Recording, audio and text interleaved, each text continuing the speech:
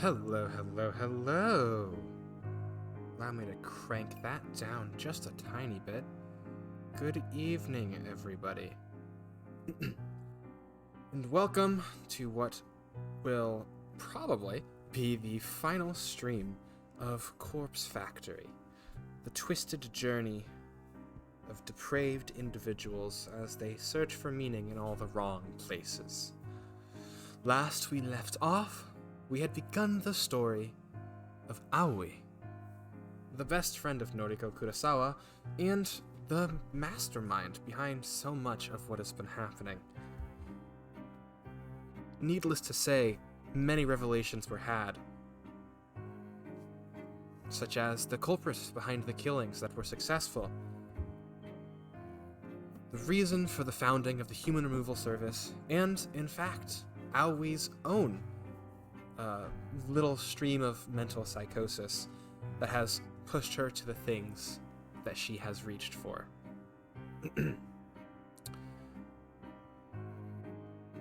Well, there's not much more to be said about that. Other than, well, we know her motive, we know her means. Actually, okay, I'm done being dramatic.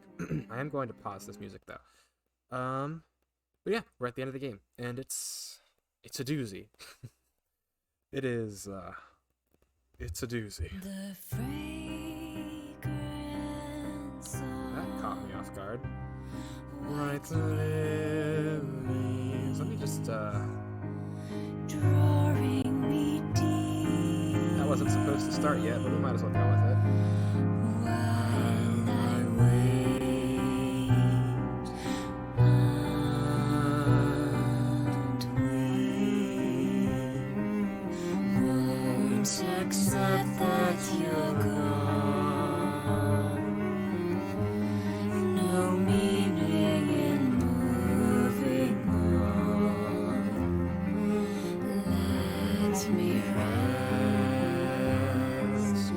here beyond this pain, sweet refuge.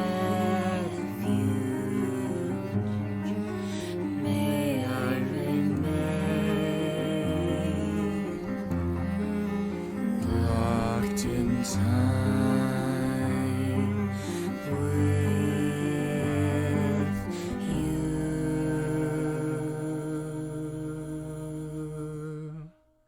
Come,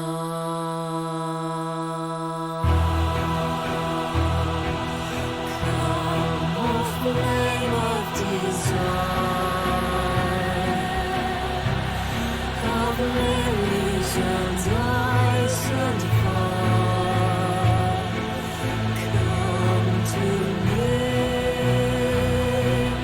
fill me, kiss and share, entice me,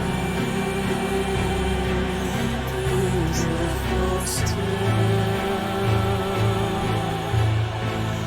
Will your eyes hide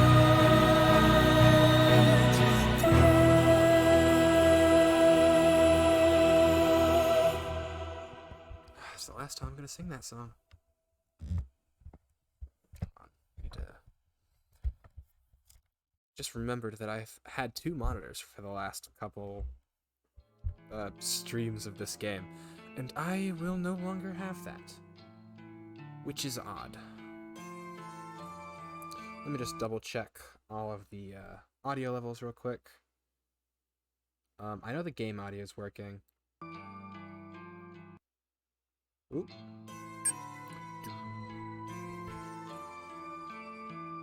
Or do I know the game audio is working? Yeah, it's working. Cool. Wonderful, wonderful. I mean, I guess there's not much left for it but to jump into it. Whew. What shall happen?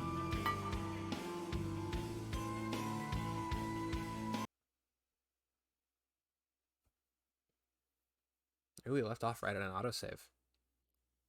I think. I collapse on my bed. I ignore the nagging in my brain telling me that the door is unlocked. I ignore it until it feels too real, and I have to scratch at my flesh just to distract myself. I pull my pillow over my head and hold it tightly around my face. I'm safe here. Safe in my bed. The door is locked. Locked. I try to convince myself to fall asleep. Tell myself I'll feel better after I rest. I hope I locked the front door.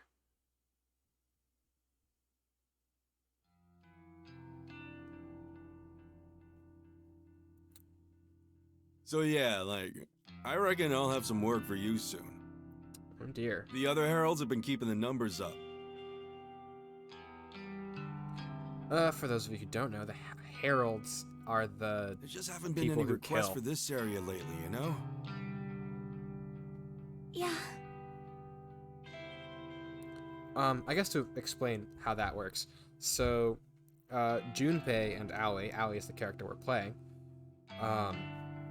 are the co-heads of the Human Removal Service, which is a rival group to Corpse Girl, the Corpse Girl website. Both of those websites are just places online where you can go and request someone's death. The difference being, with Corpse Girl's website, they, for lack of a more eloquent term, kind of relied a lot on mysticism. They would make very realistic death photos, and towards the end of their operations, they would fabricate bodies as well to go with the photos and send those to victims in the hopes that the shock and mental strain would cause a victim to kill themselves. This was not very effective, as you can imagine. The Human Removal Service, however, just gets their hands dirty and does the killing, does the murders. I mean, yeah, that's just kind of how that goes. Oh, hold on. I just realized I forgot to check something. 1 second. Ah! Wrong button. And this is something that I'm probably just going to keep forgetting. Where is... There it is. Cool. I just need to reset this super quickly. No, stay off.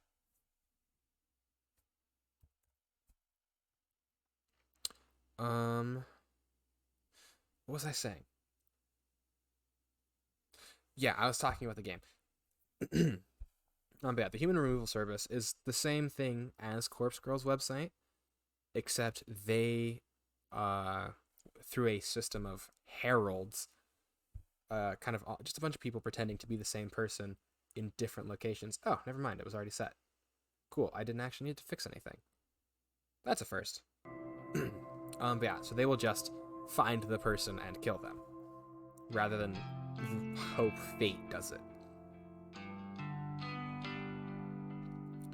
But yeah, Aoi is kind of the real ringleader behind all of that. I don't know why Junpei is in on all of this. He's rich, maybe that's why.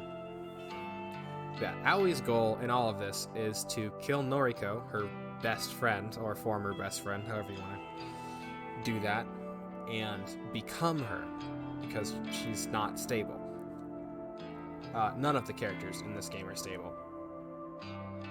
Yeah, no, none of the characters in this are stable at all. Not really anyone. But yeah, and right now they're trying to find Noriko, but they can't. Oh wait, what? Junpei's the only... Hold on, let me get my voice back on. Junpei's the only one in contact with the leader of the Human Removal Service. I just take orders, like all of the other heralds. I think I'm wrong. Not that I've met any of them. Every herald has their own district, their own turf. If a request comes through our website, it gets allocated to the herald closest to the victim. Must have been a week since I last got to kill. Maybe 2. It's not that I like the killing. It's not that I want to do it. I fulfill the requests simply as a way to antagonize Noriko. It's my role to play in backing her into a corner and shutting down Corpse Girl. Welcome, Parsatog. I thought you weren't coming. And so far, thanks to my contributions to the Human Removal Service, we've been incredibly successful. Corpse Girl is all but a distant memory to the general public.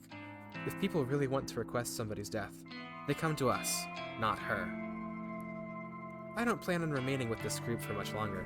I didn't know that she didn't run it, which is new information. After all, Noriko is pretty much already broken. She's a wreck. Once I find her, I'll possess her and quit this group.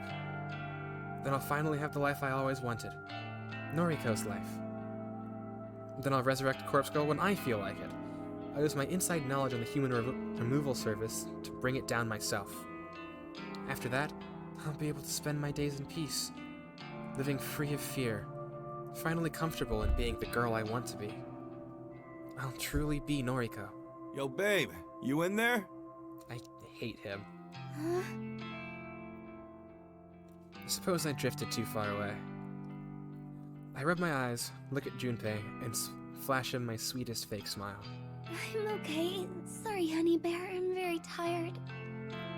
Oh, don't sweat it. You want me to grab you a cup of coffee? Isn't she on the job? That would be lovely. You always know how to make me feel better. Of course. I'm on it, babe. You wait right there. His voice just does not match his frame. Junpei stomps away and heads behind the bar, leaving me alone in this empty section of the cafe. I take a seat on one of the cardboard boxes lining the wall. The box is solid thanks to being packed full of various canned drinks. The Maid Cafe belongs to us in the early hours of the morning. The place doesn't open until noon, so there's no one here this early. I have my own keys these days, regardless of whether or not I'm supposed to. Junpei suggested we use this place as a base of some sort, after I decided I was going to continue working here. That was a long time ago now. Originally, I truly had planned to quit. I was going to work with Noriko. My manager at the time used to drive me insane, but I couldn't get— oh wait, whoa. But after I killed him, things here weren't so bad. Oh dear. The new manager is great. He doesn't pressure me to work shifts I don't want. He doesn't let customers take advantage of the staff. Neither the new manager nor the staff members care that Junpei and I meet up down here. It's not like we leave any evidence behind either. It's simply an easy place for us to meet up and talk, since Junpei lives so far away. The added benefit is that we have access to cheap drinks and food thanks to my employee discount, so hanging out here is actually quite pleasant. I wait for a while longer. I really could use a coffee right now. His return is heralded by the thump of heavy feet against the tiled floor. Got you, fam. Oh, I hate him more. Junpei sidles up to me and hands me my favorite drink. Tall iced coffee with an espresso shot and a dollop of ice cream. Ice cream? Oh, you're the best, baby. Yeah, I know it. Ugh. He giggles in his insanely irritating high-pitched way and begins to chug down his own latte. So I wanted to ask you a favor. Anything for you, honeybee. Oh, make it stop. Tuft of milky foam sits atop his lip, and I have to hold myself back from stabbing him in the face. Noriko apparently spent a lot of time in Shin Okubo with her accomplice Tomoe. Shin Okubo, huh? Good old K-Town. K-Town? What'd they go there for? Karaoke? Oh, maybe Korea? Doubt it. Noriko sounds like a drowning cat when she sings. Wait, why is Cat highlighted? And what? Well, I'd like to think that's where the factory is located. Oh, gotcha. Oh, you could be onto something. I still don't know how Noriko is still alive. Trip from Kojiro's morgue to Shinokubo wouldn't take that long. Since they used to move a lot of bodies around, it's definitely a viable location. I agree. Right on, I'll look into it. I'll track down factories in that area and get my troops to investigate each one. Who is Junpei? I'm careful not to let him see me roll my eyes. By his troops, he means the guys he plays online games with. A bunch of teenagers that all look up to him because he's a top-ranked player. They're not involved with the human removal service. They're just pawns that Junpei uses to complete legwork. Sadly, they're happy to serve him because they all see him as their sensei. Cool. Let me know what you find out. I guess this is a good moment for a I'm public itching service to get this announcement. all over with. don't do legwork for your online friends. My love. It's increasingly difficult to act pleasant around him. My mouth tries to clamp itself shut every time I use a pet name or affectionate term. I know that my time to discard him is near. Once I become Noriko, then... You can count on me, sweetums. That hurts. Now drink up and get your energy back. I hate him. I take a sip of my iced coffee and can nearly taste it. Because my tongue is dead, the food and drinks I consume need to be extra strong or sweet for me to have a chance of enjoying the flavor. But Junpei doesn't know this. He just thinks I have a sweet tooth. He can think whatever he wants, because I just don't care. Oh yeah, so she considers herself to be dead. I don't know what that means. We're gonna find that out at some point. A message from Junpei arrives while I'm lying in a fetal position on my couch. Why is his tag free Wi-Fi? Okay. Oh, we got the location. I have to read the message twice to be sure my eyes aren't deceiving me like usual. Does he truly have the location I've been looking for? I take a calming breath. I don't want to jump to conclusions, especially with something involving Junpei. He has the tendency to exaggerate, and may just be trying to get me excited about some useless information. I send him a short reply requesting the info. I instantly receive a thumbs up emote, and the text box changes to an animated as Junpei composes his follow-up message. Oof. Hold on. Excuse me. The wait is agonizing. If Junpei pulls through for me here, I might finally learn Noriko's location. If it all pans out, then everything could be over by tonight. It's hard not to get excited about the prospect. It's hard not to get ahead of myself. I could leave my death behind and never look back.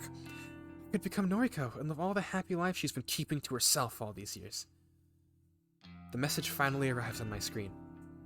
It's an address. Not that I expected anything else. A street name and a factory number in the Shin Okubo area. One more message from Junpei comes through.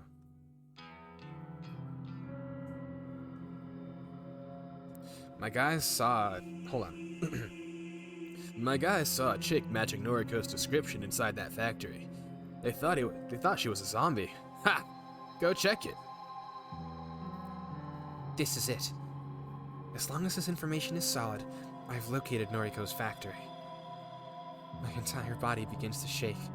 An icy chill washes over me as though I've just walked into a cold shower. It's a strange sensation for a dead girl to feel. Pain doesn't affect me, and yet, the cold is something I can never banish. No time to focus on that. I have to stay calm. Need to concentrate, pull myself together. I launch myself up from the couch and collect the backpack hanging over the coat rack. I unzip it, run my hands through its contents, and convince myself that everything I need is within. After swinging the bag on my shoulder, I open the door and head outside. I'm gonna save real quick. There it is. Hold on.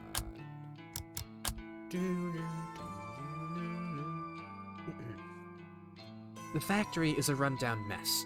How anyone can live here is beyond me. I suppose I'll just have to find a way to make it feel like home. Maybe once I'm inside Maybe once I'm inside Noriko's skin, I'll be able to understand why she's so comfortable here. Yeah, the more I look at it, the better it seems. This will be my home. I'll be Noriko and live here happily ever after. I'll sit back and enjoy the life that she's been withholding from me. First, I need to find somewhere to change clothes. I can't kill someone if I'm wearing my nice dress. That's just not acceptable. I did consider changing at home. Then I would have scored funny looks from people on the train ride over here. Is it strange that a dead girl fears entering a socially awkward situation? I always go out of my way to avoid uncomfortable situations. Perhaps that's just a remnant of the life that I once knew. Something I can't quite leave behind. It's the same as my obsessive compulsions. They cling to me like flies on my corpse. I shouldn't be worried about any of those things, but dead or not, my mind just can't discard the anxieties that shaped my life. Wait, what am I doing? Why am I trapping myself in pointless thoughts? My goal is right in front of me. Noriko is on the other side of that brick wall, completely unaware of what is about to happen. A heavy-handed slap to my face doesn't sting, but it causes me to reevaluate what I'm doing. Focus! First, I'll change into the gear that I got from the human removal service. Then, I'll shimmy into the factory through an open window. I'll find Noriko and stab her in the chest. Then I'll pluck her still-beating heart from her body like a strawberry, and I'll carve my name into the pulsating, blood-spurting organ. Noriko's life will be over, and I'll be reborn. I'll baptize myself in her lifeblood and become the girl I've always wanted to be. And I'll be happy. Happy. Just like Noriko. That smiling, carefree girl that I spent my youth with. The girl that faced her mother's attempted suicide with a stoic smile. The girl that didn't flinch when her father walked out.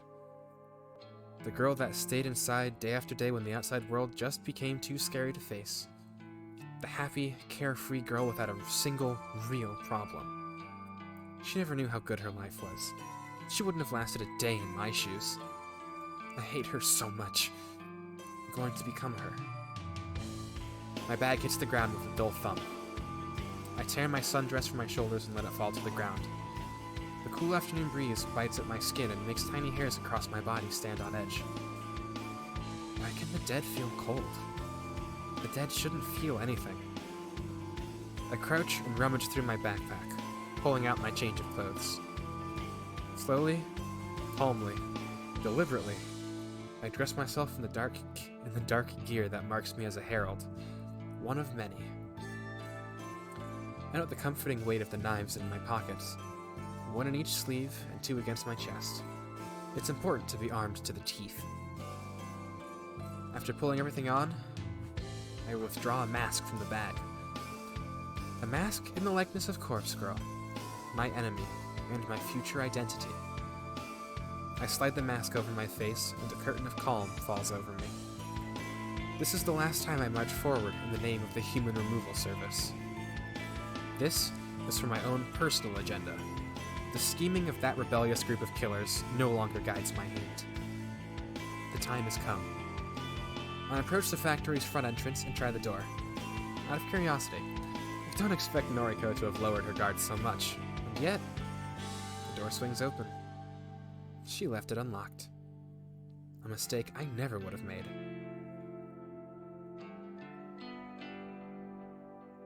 This is the place. This place reeks of death. If I wasn't so accustomed to the smell, I'd probably vomit. Do dead girls vomit? The dull, steady hum of an air conditioner registers in my consciousness, but doesn't distract me from the surroundings. Countless empty body bags are strewn across the pockmarked concrete floor. Some are stained with blood, and some are completely clean. A series of shelves, almost like warehouse racks, run along the walls and across the floor in haphazard patterns. Whoever planned this layout was out of their mind. However, this is home now. My home. Soon. Striding forward, I weave between shelves and step over discarded bags. So far, there's been no indication of Noriko's presence. Still, I draw a knife from my sleeves, so that it rests in the palm of my hand. The metal handle is cool. Cold. Why do I feel cold? The entire factory is like a freezer. How can Noriko live here? Hey. Oh dear. I spin around when I hear the voice.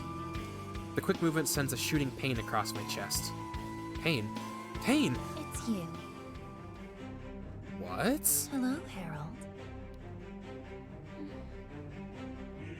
It took me a while, but I figured out what your mask is supposed to be. How is Noriko functioning? It's like an artistic representation of Corpse Girl, right? The Corpse Girl mascot that appears on my website. Noriko flashes her phone at me, and I glare at the website displayed. That's totally copyright infringement. I'm so confused. I don't know what to say to her. This isn't exactly how I imagined this encounter would play out. Why'd you fake Junpei Matsumoto's death? You know what I'm talking about, right? Of course she That time does. we met in the underground parking lot. You planted a look-alike corpse to fool us into thinking Junpei had died. Total Corpse Girl move, by the way. Uh-huh. Guess you stole that strategy from me, too. I sense a lawsuit.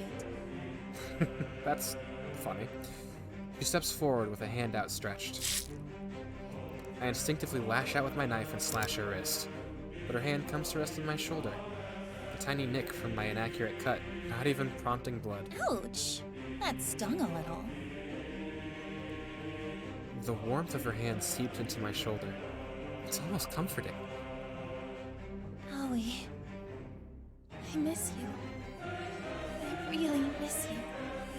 Can you take off the mask? Can we just talk? I don't think so.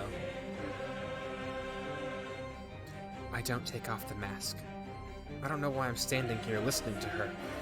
I don't know why her presence and her reassuring hand has caused me to lower my guard. She smiles. This is the happy, carefree Noriko that I grew up with. You're so beautiful, Aoi. I'm really sad we can't be together. How are things with your boyfriend? What's your plan here? That single, useless word crawls out of my rotting mouth like a maggot. It's all I can bring myself to say. You can't tell me? That's okay. You used to be so open with me. And then, you died. We tried to keep our friendship going after that, but we've never really been the same since then, have we? I hope you get the help you need, Aoi. I hope one day we can put all of this behind us. What's your plan? My fingers loosen, the grip on my knife weakening. It falls to the ground. I don't need it anymore. I tense my arms and squeeze my hands together, desperately trying to crush Noriko's throat beneath my fingers. Her skin is warm and flushes red as my grip tightens. She kicks me, but the pain doesn't register. She's weak and frail. Her strangled cry is drowned out by my own grunts of exertion. Anemic fingers swipe at my arms constantly, only serving as an irritant. I could hold her neck in one hand, and stab her in the face. I could continue to strangle her until I crush her windpipe, or I could slash her stomach open or let her intestines spill out onto the ground. Jeez. All of the options are appealing. All of the options can be put into motion within seconds. I take my right hand off her neck and slip it into my jacket, ready to pull out a knife. My left hand closes tighter on her neck, and Noriko closes the distance between us, causing my elbow to bend and let her closer. Her forehead slams into my own and my neck recoils. I'm falling to the ground, only able to blink once as I try to figure out what happened. She headbutted me. Frail, weak, ghostly Noriko. She actually hit me. She actually struck the person she loves. I'm dazed, but not hurt. I didn't even feel the impact of my skull against the concrete when I landed on my back. Noriko towers over me and rubs her neck, her ragged breathing even louder than the thrumming air conditioner. Sorry, Aoi. I had to defend myself. Please, get up. Let's talk about things. What's there to talk about? I get up. I slip the knife into her side and feel it slide neatly between two of her ribs. Her taut, thin skin does nothing to resist impalement. Noriko looks down at the wound and mumbles in surprise.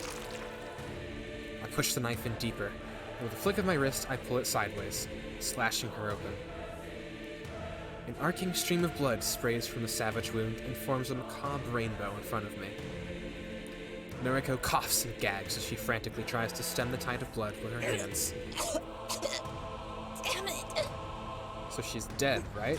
Corpse Girl will... Well, what? She falls to her knees. get you. Her empty thread falls with her, and her face slams into the concrete. Noriko Kurosawa is dead. Using the very same knife that slashed her open, I cut along the seams of my jacket and skirt. I strip myself down with the blade until I'm standing cold and naked in the factory. It doesn't take long to strip Noriko down as well, but I'm extra careful with her clothes, and I don't use the knife this time. I simply pull her dress up and over until it slides free from her motionless body. I hold the dress against me, letting it press against me. I look down and admire the sight of myself, imagining what I'll look like wearing it. I can finally become Noriko. I can wear her clothes, live in her factory, talk to her friends, work at her office. I can do all the things she loved to do, all the things that made her happy. I slip the dress over my head and force my arms through the sleeves. It's a little long, but overall fits me nicely. I'm Noriko Kurosawa.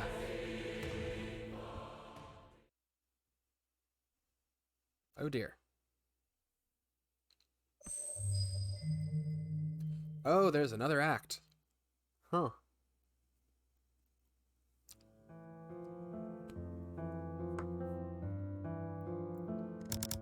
Hold on, let me save real quick.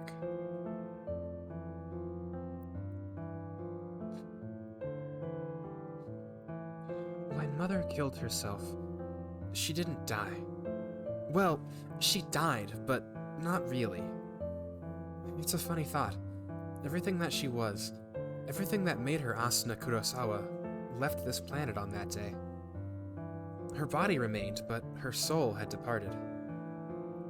She got sent away to a care facility, and I didn't see her often after that. On the rare occasions I visited her, I would always notice that her eyes no longer looked like mine. I hate her for what she did to our family. Yuriko and I were only children at the time. But Mother hung herself up from the ceiling and made us watch. She encouraged us to kick the chair out from underneath her. We didn't understand what she was doing. She told us it was a game. So we kicked the chair, and we laughed. And Mother laughed, and then her neck snapped. And she stopped laughing. And that light in her eyes that I once shared with her was extinguished instantly. Yuriko screamed, and I screamed, and Mother just wouldn't move. We couldn't get her down from the ceiling, and eventually Yuriko remembered how to call for an ambulance, and the paramedics arrived, and we were taken away. And after that, I was completely fucked up, because you don't just walk away from something like that and act like nothing happened. I spent years trying to force the painful memories of her attempted suicide out of my mind. But I didn't exactly cope with it very well. How could I? I became terrified of the world and locked myself inside. Yuriko dealt with it a little better than me. I can't say her rebellious behavior was the right way to cope, but it had to have been healthier than staying inside for weeks. By the time I reached high school, I think I had mostly gotten past everything. The vision of Mother hanging from the ceiling in front of me didn't haunt me anymore. The sound of our laughter, intermingled with screaming, didn't always ring in my ears. Aoi helped me through a lot of it. She shared all of her problems with me, and it made me feel a bit better. Like, maybe my life wasn't so bad.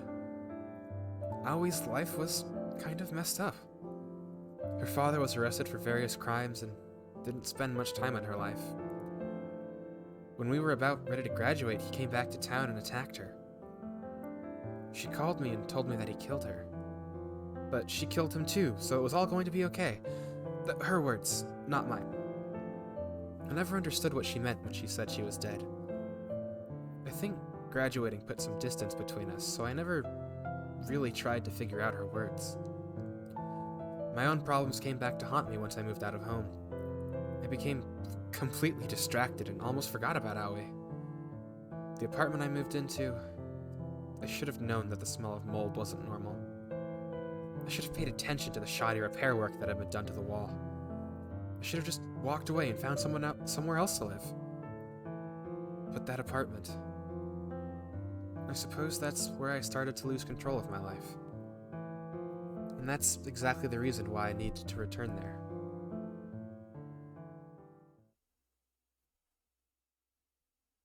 Several days later.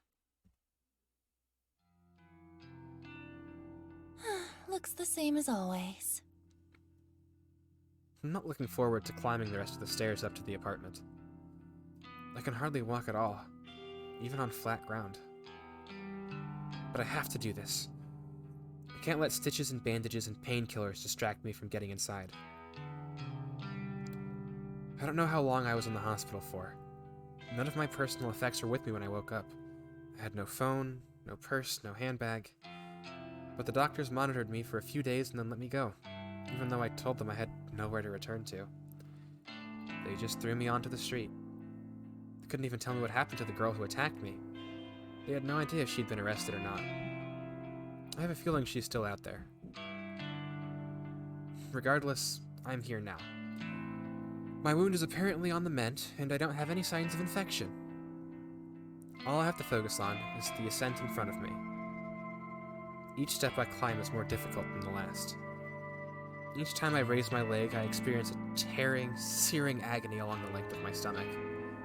Oop, hold on, I think something's broken. Oh yes, it is. What are you doing? Face forward. Cool. More than once, I have to stop and check that my stitches haven't torn open. When I'm sure my flesh is more or less intact, I continue scaling the mountain.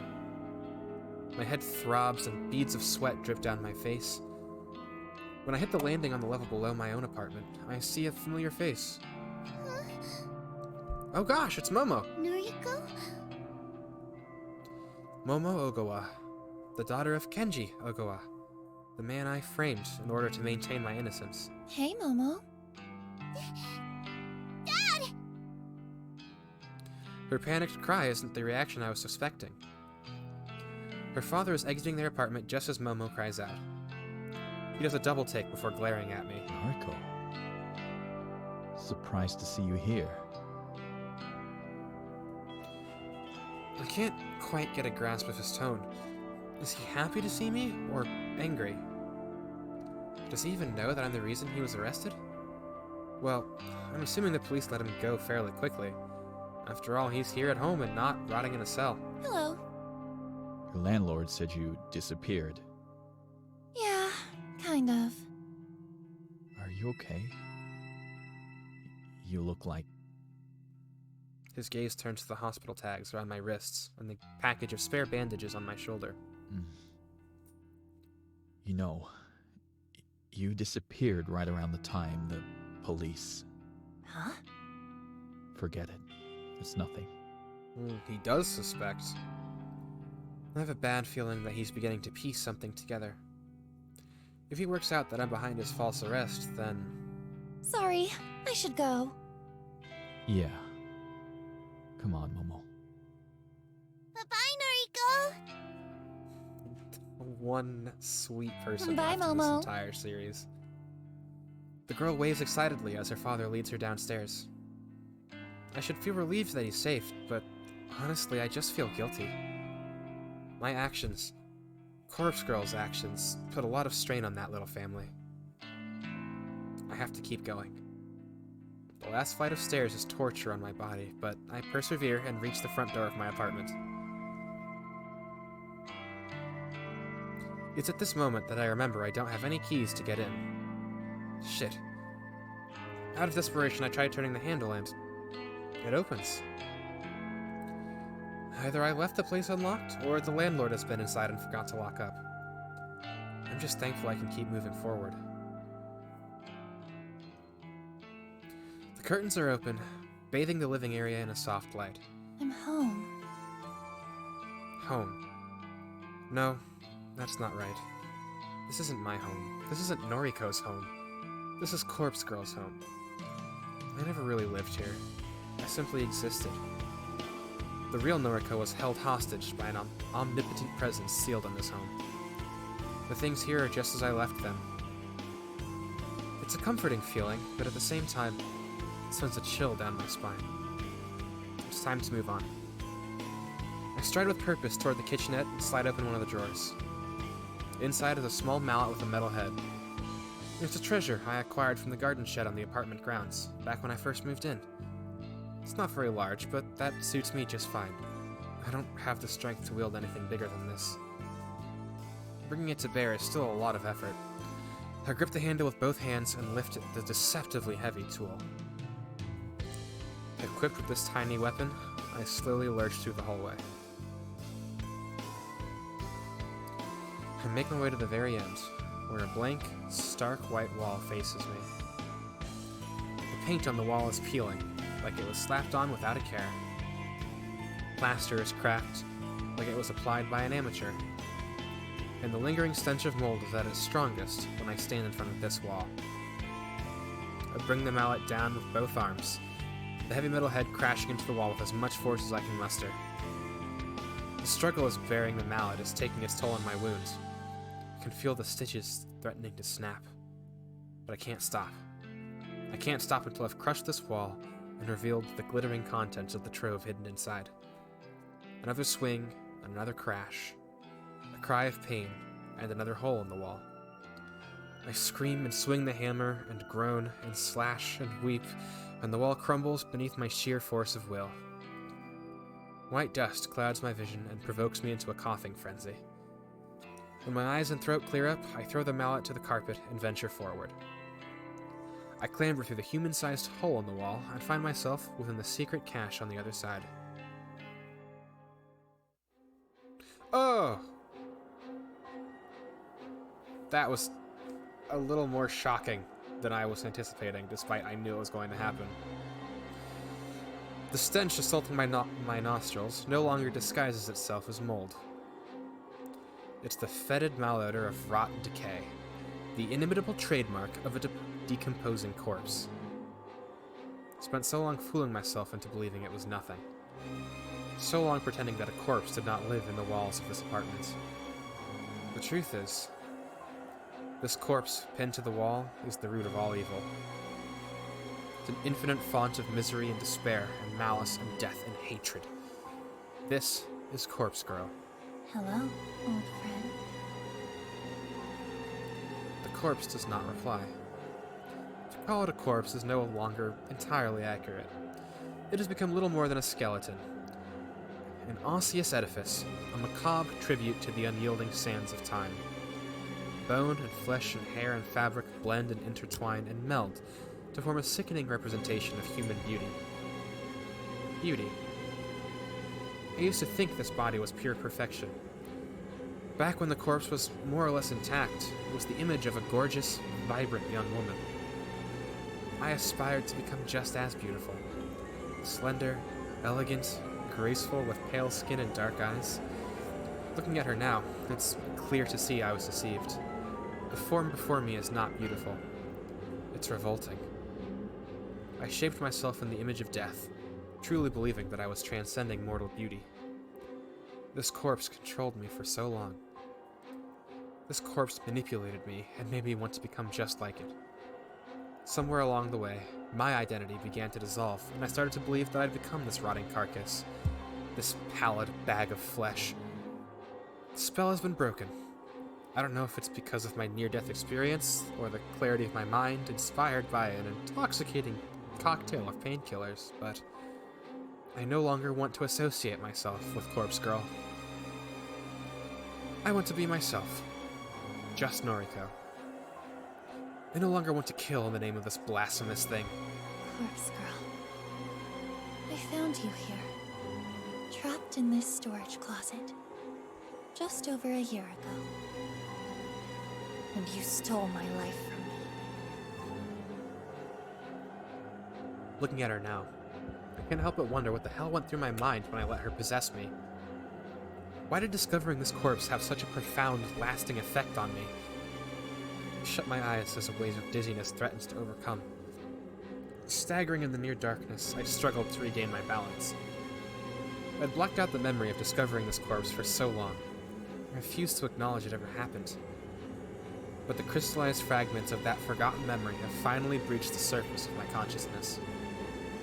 I can finally remember, thanks to the clarity of my mind. The day it all went wrong.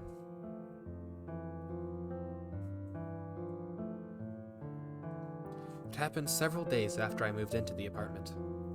The musty smell of mold lured me to the wall at the end of the corridor, the wall that had been hastily patched up and covered with plaster and paint.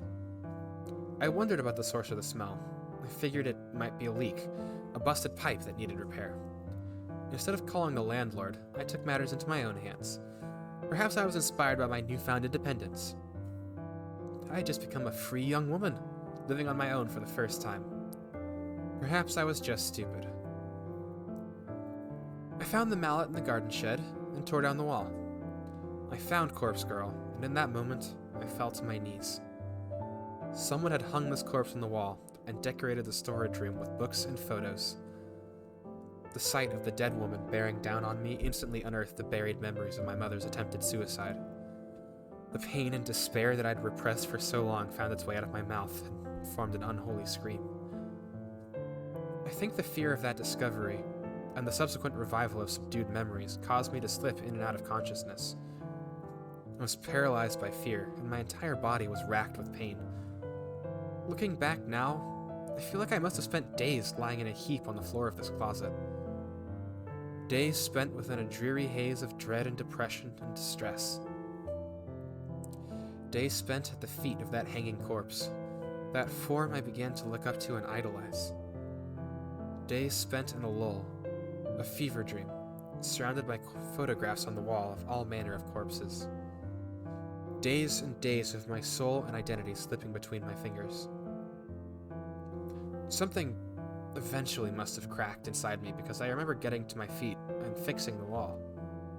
I don't know how, but I patched it up and painted over it, vacuumed all the dust and debris from the carpet, and then the memory of the entire incident just vanished.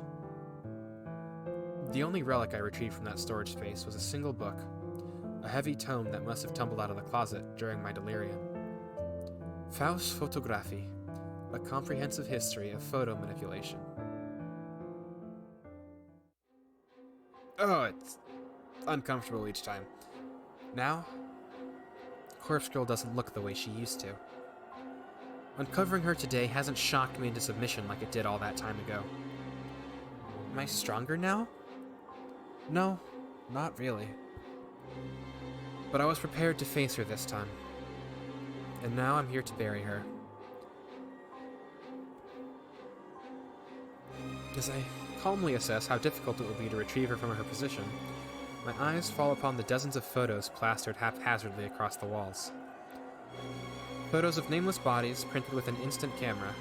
There must be 10, 20, or 30 corpses across this entire series of images. I don't recognize any of them. That's the only comfort I can take from viewing the images. The comfort that I'm not the one who decorated this room with these visuals. Whoever put these photos up is undoubtedly the same person responsible for hanging Corpse Girl on the wall.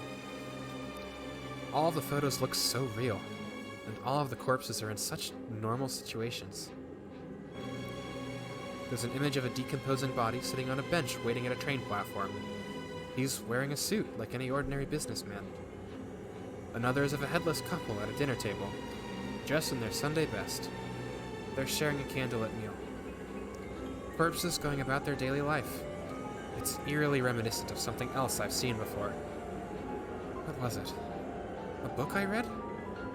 Instinctively, my eyes dart to the piles of books toppled over in the corner. There are dozens of duplicates, as if they were abandoned here by their own author. I crouch and dust off the cover of the book at the top. Dazed by the Dead, by Nobel Sinclair. Nobel Sinclair. Underneath 10 more copies of that book is a different book with a familiar cover. Strange Flower. I know this. It's the same book that Kojiro lent me. Except the book here is not the same worn, well-read library copy. It's in pristine condition, save for the layer of dust. There are nearly a dozen copies of this book as well. Someone intentionally abandoned these books here. And the fact they were accompanying so many photos of corpses, not to mention Miss Corpse Girl herself, is no coincidence. These books and photos, as well as the copy of Faust Photographie, all of this somehow embedded itself into my consciousness and inspired me to start Corpse Girl's site. I'm sure of it. This room, this fucking cursed room, ruined my life and corrupted my mind. And I have to wonder if somebody planned it all. Did someone leave all of these things here in order to break anyone who saw it? That's probably a little far-fetched, but I'm desperate to place the blame on somebody. Anybody but myself. Enough. A light slap to my face snaps me out of my inner ramblings. It's time to bury Corpse Girl and put this life behind me once and for all. I can't really atone for all the things I've done this last year. Hell, I don't actually feel like I need to. It's not guilt that's eating me up. But at the very least, I can move on. I carefully remove the restraints, tying Corpse Girl to the wall, and feel the weight of her rotted body collapse against my own frail form. Her head leans against my shoulder, and for a brief moment, I pause and let her rest against me. I run a hand through what's left of her hair. She's been through a lot. And we both have. We're both Corpse Girl. Well, we both used to be. Now we're just empty husks with no purpose. If we're not Corpse Girl, we'll probably be forgotten. Lost to time and memory. For once in my life, I'm looking forward to being forgotten.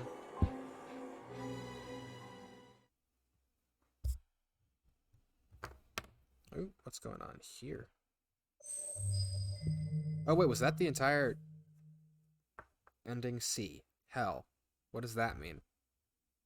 Oh, we're about to find out.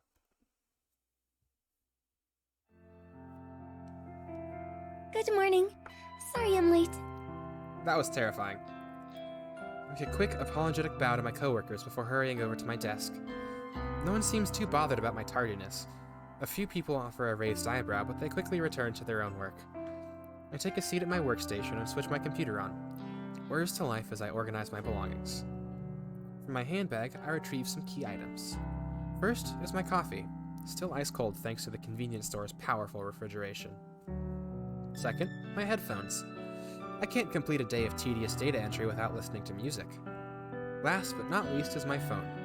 The screen is a little cracked, and the protective case has seen better days, but it's invaluable. Something feels slightly off as I look at the screen.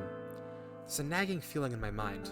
Some small voice telling me that this isn't my phone, but I know it's mine. The familiar red case, the spiderweb fractures across the glass. It's my phone, no doubt about it. Pushing the strange thoughts from my mind, I turn my attention to my computer. It doesn't take long to read over the day's list of tasks. I'll be continuing what I started yesterday. Easy. Noriko? I'm startled by the sudden vocalization of my name. I don't know why. People call me by my name every day. Don't they? Oh, hello, Fujikawa. Shinya Fujikawa is standing at my desk, scratching his cheek awkwardly. I get the feeling he wants to approach the topic of conversation that makes him nervous. Yeah, don't you not have this job? I wanted to apologize. I haven't been present in the office of late. Or do you? Was there anything you needed to discuss with me during my absence? I think about the question. Shinya and I don't really need to talk on a day-to-day basis. His work is fairly unrelated to mine. I'm just a data entry temp after all. But we do have a history together, I suppose. We went to school together after all. We were never exactly friends. Actually, I always kind of had the feeling he had a crush on me, but he's not really the type of guy to make a confession. Aoi always used to joke about how he and I would make a cute couple, but I could never see it. He was, and still is, far too dull. Aoi. Why does that name sound so distant? I try to put a face to the name, but my mind draws a blank. She was my best friend, and yet... Noriko? Oh, sorry. I get lost in my own head sometimes. Yes, I see. Does he not know? Well, if there's nothing you need, then I'll be on my way. Also, how is she just here? Okay then. Say, Hmm? your old friend, Aoi Sato?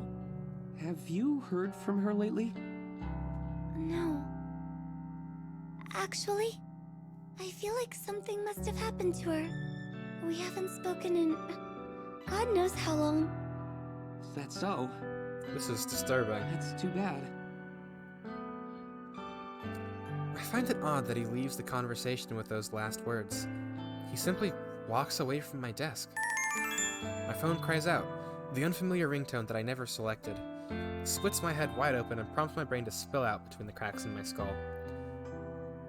Oh wait, oh dear. I squeeze the sludgy gray matter back into my head and blink a few times, then realize that my brain is not actually leaking.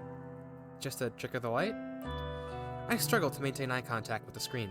The caller ID flashes across the device, identifying the caller as Noriko. Me. My own name. Myself. Noriko is calling me. I'm calling myself? A dull ache still throbs in my head as though it's been recently emptied. I answer the call. Hello? I hear a sharp inhalation of breath, and then the call cuts out. It takes a few seconds for me to realize I'm crying. Shinya is out my side, his arm around my shoulders, and within seconds, the rest of my coworkers are staring down at me. I'm on the floor, my face nestled within the plush office carpet, but I don't know how I got here. I'm supposed to be stoic, unflinching. It's my ideology, my entire identity. So much for stoic, unflinching Noriko. Remember stoic, unflinching Noriko? Maybe if I just close my eyes, I can make everything return to normal and start this day over again. Confusion. The stairs upward feel particularly difficult to climb today. It was a rather strange day at the office, but I know that returning home to my family will make me feel better.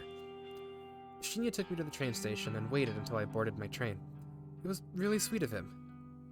I don't fully recall the things he said to me. He might have mentioned something about not needing to return to the office anymore. Maybe all my work there is completed. My head is still a bit fuzzy, but I'll sift the details after a hot shower later tonight. Since the sun is beginning to set, I think the others should be home by now.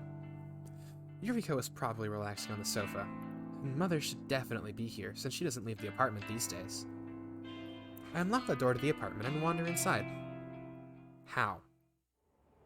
Sweet mother of ecstasy. Oh dear. I'm home. Stepping through the open door is always a comforting feeling. It's good to return after a long day at work. There you are. Good evening, big sis. Good evening, Mom. Yuriko offers me a warm smile. She's changed a lot recently. Her foul, rebellious attitude disappeared when she moved in. Maybe she just wanted our family to be together again. Maybe her delinquency was all just an act, a way of trying to deny what she really wanted, to simply return home. Mother, on the other hand, doesn't really regard my entrance, and that's nothing to be concerned about. She's always distant and aloof. Shall we order in tonight? I'm thinking some pizza would be delicious. Yuriko nods. The act causes a small clump of her hair to detach and flutter to the floor. I'm looking forward to a quiet night in with my family and some pizza. I never had the opportunity to enjoy these moments when I was growing up. In those days, I was simply grateful for the nights I could go to bed without a new bruise or gash to cover up. Mother used to kick and slap me, but... Oh, hang on. I look at her now, slumped on the couch, completely lost in her own world. That's not the mother that used to abuse me. That's not the mother that was married to my father. And Yuriko never used to stand up for me. But that's because Yuriko was never there when I was growing up. Where was she? I shut my eyes and try to sift through the confusing fragments of memories in my mind. She's not my mother. This woman before me, she's Noriko's mother. That's it. That's how I know her. Wait. Of course she's my mother. I'm Noriko. Duh. How could I forget something so simple? Yuriko was there when I was growing up. The reason she never stood up for me is because no one ever abused me. God, I don't know why I'm getting so confused and frazzled like this sometimes. I smile at my loving family and clap my hands together. Okay, I'm going to order dinner.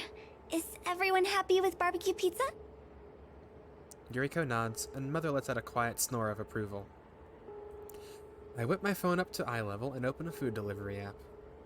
I notice my battery only has 8% left. I should charge it up before it dies on me. I keep a charger here in the living room, so it only takes me a second to waltz over to the wall socket. As I lean down to grab the charger, I see another phone is already plugged in. Another phone. The case is blue, and the screen doesn't have a trace of damage. Whose phone is this? I nervously tap the screen and see a list of noise notifications. There are a lot of messages from someone named Junpei. Junpei. It's a name that doesn't ring a bell. I check to see if the phone is unlocked by pressing my thumb against the home button. Strangely, my fingerprint unlocks the phone instantly.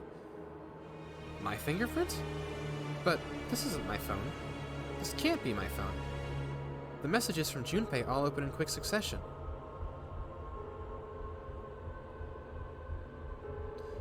Oh dear.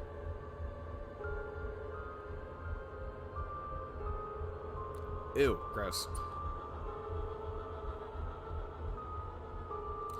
That splitting sensation inside my skull returns as my eyes devour the contents of the never-ending string of messages. I feel like I know this person, but I can't picture a face or a scenario in which we ever met or spent time together. Why does he speak to me in such a familiar way? Wait, he's not speaking to me. Of course, this isn't my phone, so these messages were never for me. I throw the phone aside, happy to have broken free of my concern. It doesn't matter who the phone belongs to. It's not mine, so I don't have to deal with it. I plug my own phone into the charger and feel relieved as I watch the battery icon fill up. Okay, Mom, Yuriko, I'm going to go take a shower while my phone charges. I'll order dinner after that. I promise. Thank you for being patient. This is so disturbing. The first time in a while, Mother actively responds to my voice. Oh, that's terrifying. Noriko. Her head lifts slightly, and she regards me with her dull eyes. Mom? Where am I? Also, yeah, how did you get her? You're not Noriko. A bead of sweat forms on my forehead, and a shiver crawls down my spine. Her firm, accusatory tone immediately chills me to the bone. Of course it's me, Mom. It's me, Noriko. No. You're... Where am... Panic settles on her delirious face. I don't exactly blame her for being scared and confused. She's been in a near vegetative state ever since her attempted suicide. But for her to not recognize me? For her to forget what her own daughter looks like? That's inexcusable. Unforgivable. I'm Noriko. I fall. The splitting, throbbing, aching pain in my head reaches a crescendo, threatening to blow my brains across the living room. I'm Noriko!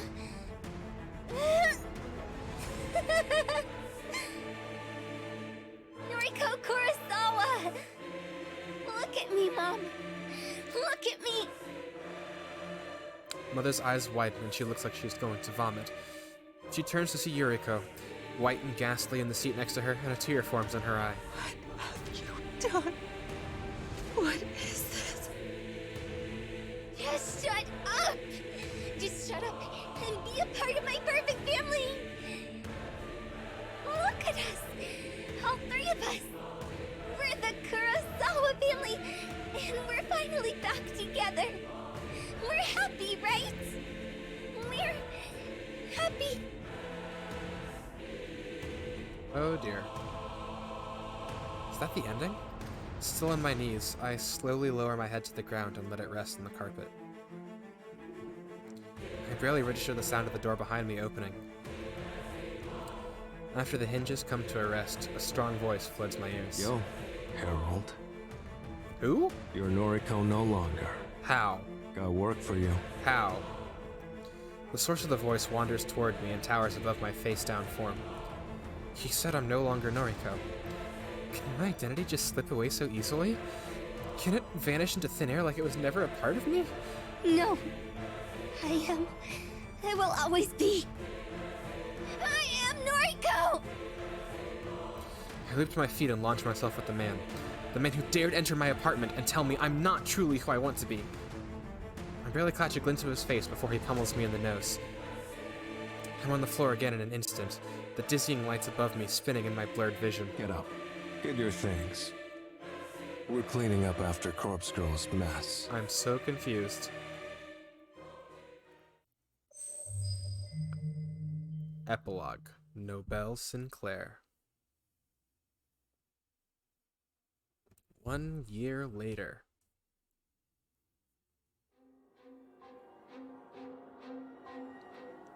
The book is almost warm in my hand.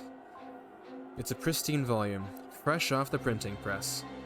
Paperback, though I would have preferred hard. Been a while since I last published a book. Years. The few fans I have probably thought I disappeared off the planet. I did, in a way. Not my fault. Death is death. Nobel Sinclair died in a fire in his family home. That was a long time ago. Even though my name burned to ash, my body survived. Had to pick up a new name after that. Can't wander the planet without one. This body went on living for quite a while with the new name. I even grew to like it. Then the strangest thing happened. Another fire. Inside a morgue. This time, the new name went up in flames. My body survived. Again. Fate? Don't know. Felt a bit lost after that. Felt a bit unlike anybody. Decided to pick the old name back up. Dusted it off, pinned it on my chest. Nobel Sinclair.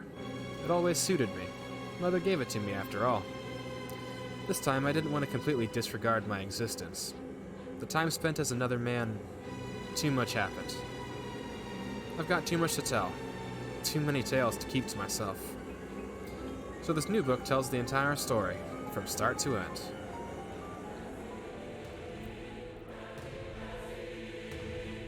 The man himself. Wasn't easy typing page after page with only one arm. One of the most taxing and challenging things I've ever attempted. But now it's done. Soon, this new volume will hit store shelves across the country. The world will know everything. I used pseudonyms throughout the book to protect the identities of the guilty. Didn't print Noriko Kurosawa's real name even once. Didn't identify Junpei Matsumoto or Aoi Sato. Didn't call out Tomoe Watanabe, or even that wannabe detective that always chases me, Shinya Fujikawa. And most importantly, I didn't print my previous name. Not that name, anyway. I confess a lot of things within this text. I even confess my involvement with the Human Removal Service. Getting caught up in that organization's web of death wasn't something I wanted to do. It wasn't something Kojiro ever would have done. But it was necessary. Necessary in order to finish this latest book. Nobel Sinclair rose through the ranks of the Shanna Society within mere weeks. Chalk it up to his, or my, macabre experiences. Couldn't have done it without the connections I formed as Kojiro. Couldn't have done any of this without him. I'm at the top of the ladder now, so to speak. Got a bunch of killers on my payroll. Even the dog Junpei is on my leash now. Don't know where I'll go from here. The original plan was to shut the Human Removal Service down, delete its existence as a final act of love for Noriko. But the power is nice. The power is intoxicating. Again, Kojiro wouldn't have toyed around with something like this. I'm not Kojiro. I look over the book in my hand once more. It's heavy, full of words that carry more weight than they should. Whether people believe the book or not is out of my control. But those with a keen intellect will surely be able to piece the truth together. My eyes scan the cover and read over the large, embossed letters. Corpse Factory, a novel by Nobel Sinclair. Never been more proud. Huh. There are a lot of questions here. And that is the ending. Dang. Was not expecting that. So did Noriko die? Achievement unlocked. Sarcophagus sealed. Interesting. So, does this just show me the endings I've unlocked? Huh. Which ending would you like to view? Oh, I got the worst ending? Huh. Yeah, sure. We'll go through the We'll go through them all. Let's go through false first.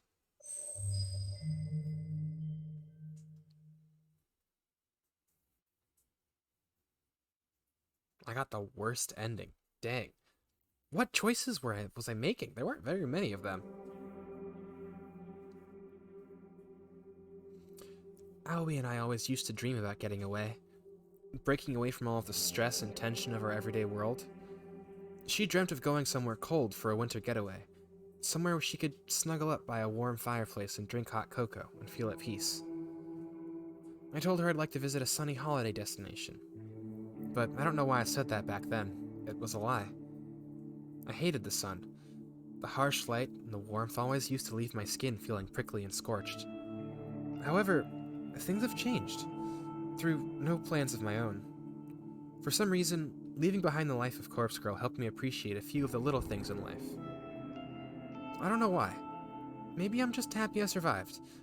Maybe I'm just glad that I don't have to keep living in that accursed apartment. I haven't fully recovered from the stab wound Aoi gave me.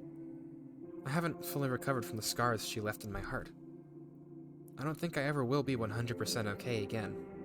My doctor says these things take time, but maybe a slight limp and a dull ache in my gut from time to time is a small price to pay for my life. I made the decision a few weeks ago to attempt a beachside vacation. It went well. Pale, ghostly Noriko Kurosawa sat in a beach and attempted to get a tan. I did it for myself, not out of some misguided notion that I should live out a dream vacation for Aoi's sake. Aoi can go on her own damn vacation whenever she wants. It's not like she's limping around with a cane and a serpentine scar on her skin. It's not like she had to struggle against the entire world just to get on an airplane. The beach was gorgeous. The water was pristine. I'd never seen anything like it in my entire life. But those memories of sunshine and relaxation were fleeting. Sitting alone now in this empty apartment makes that painfully clear. I had to return to Tokyo eventually. It was inevitable. But it feels like there's nothing here for me anymore. Maybe I'll move again. Go to Osaka or Nagoya. No one in Tokyo for me. Aoi, Kojiro. They're either dead or dead to me. Tomoe doesn't call me, doesn't answer her messages. Shinya... nothing. No one in Tokyo for me. My eyes close gently and the sweet embrace of sleep takes me. I decide to go for a walk to clear my head, but after returning to my new apartment, I somehow forget my number. I just moved in after all. Shit! How could I forget something so important? I wander the cold hallways, trying to locate my place. 238 or 248? Which one was it? Completely lost, I decide to turn around and search in the opposite direction. As I turn, a slightly open door catches my attention. Who would leave their door open? Anyone could walk into your apartment and just steal your belongings. This thought quickly scampers off of us as I find myself pushing the door ever so gently. It swings open, revealing a room lit only by the flickering light of a television. Hello? You left your door open. Oh dear. Is anyone in there? My timid voice sounds unfamiliar to my own ears. I realize that I've rarely spoken in the last few days. When no answer from within the room is forthcoming, I take a careful step inside. No sound comes from the television. It's been muted, but the screen has been left on. My eyes strain to peer into the near darkness. Once my eyes finally decipher the scene before me, I realize I'll never be able to delete the vision that has plagued me for most of my life. Oh gosh. No way, is that who I think it is? Oh. This is a memory. Her mouth is agape, a half smile, half scream upon her lips. Her eyes are vacant and stained black with the filthy muck of regret, and her legs dangle, helpless, unable to secure a foothold upon the chair that has fallen to the ground. The chair that I kicked out from under her while I laughed and laughed along with Yuriko. A thick clump of bile bubbles in my throat. It takes all of my strength to resist keeling over and vomiting. The body hanging above me, A soulless corpse peering down at me. This is not my mother. This is not... This person, this nameless woman, she's been dead for hours, at least. I didn't kick the chair out from under her. Yuriko isn't here laughing with me. I'm here alone. The woman isn't struggling. She isn't pleading for help or forgiveness. She isn't cursing her mistake. She's gone. Just gone. Her soul is departed for whatever afterlife awaits us after we leave this purgatory. She's nothing more than a corpse. Nothing more than a sack of flesh and bone. The urge to throw up begins to ebb away as I stare at the ceiling. The light of the television illuminates the face briefly, revealing skin gently kissed by light freckles and eyes creased with soft wrinkles. She's older than me by perhaps a decade, but she's no less beautiful than I am. Her hair is long and soft, and I get a sudden urge to brush it aside, to sweep it away from her eyes and tell her everything is going to be okay. Before I can even understand it, I'm standing on the bed in order to reach the ceiling. I rest one hand on her shoulder, then I go ahead and brush some of those locks from her eyes with my fingers. If I look past those empty eyes, those eyes that stare at me and see everything I am, if I look past them, I see a truly gorgeous woman before me. I'm utterly entranced by her. I rest my cheek against hers, her skin still surprisingly warm. Perhaps she did not perish as long ago as I thought. I'm... sorry. I don't know why I say that. Maybe it's guilt? Guilt. I caused a lot of people to end up like her.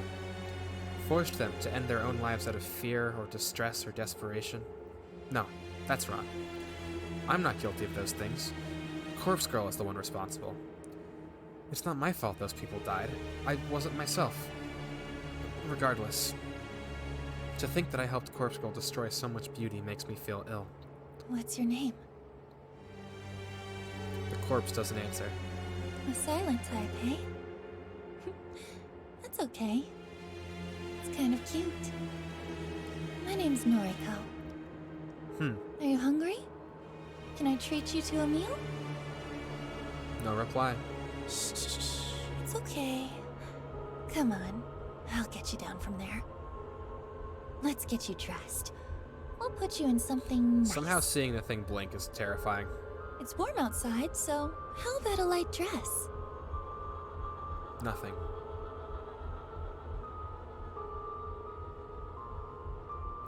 Take some time to unloop the rope from her neck and get her to the floor safely.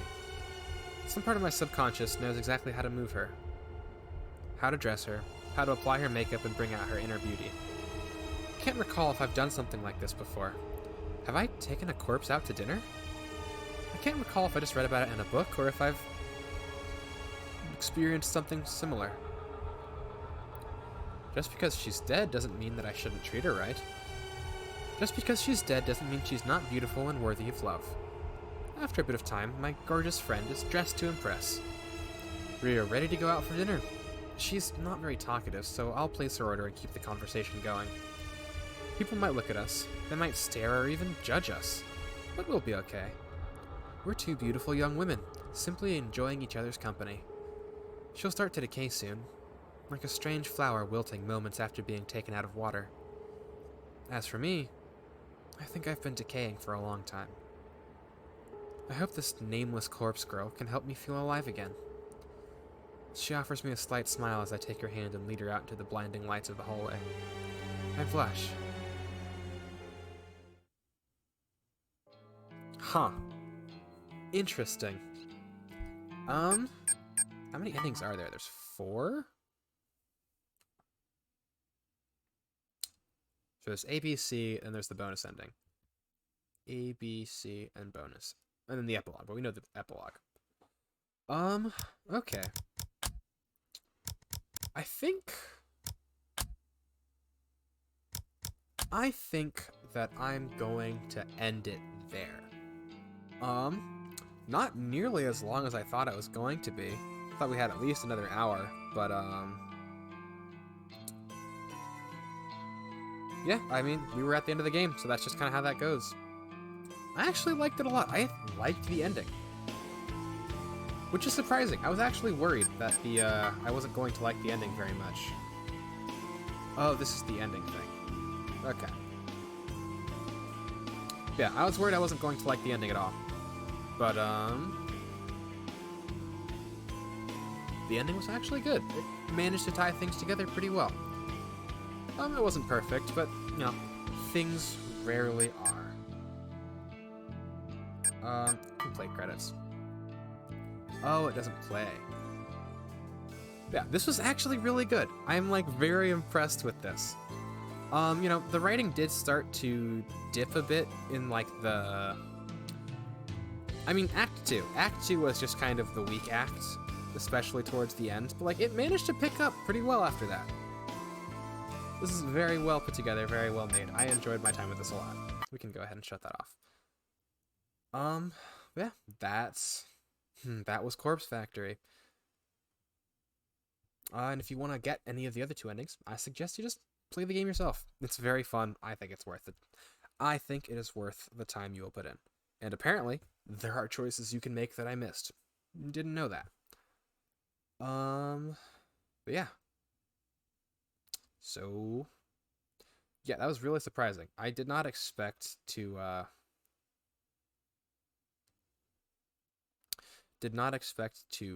finish so quickly. And I do not have anything else, so I guess we'll just end early.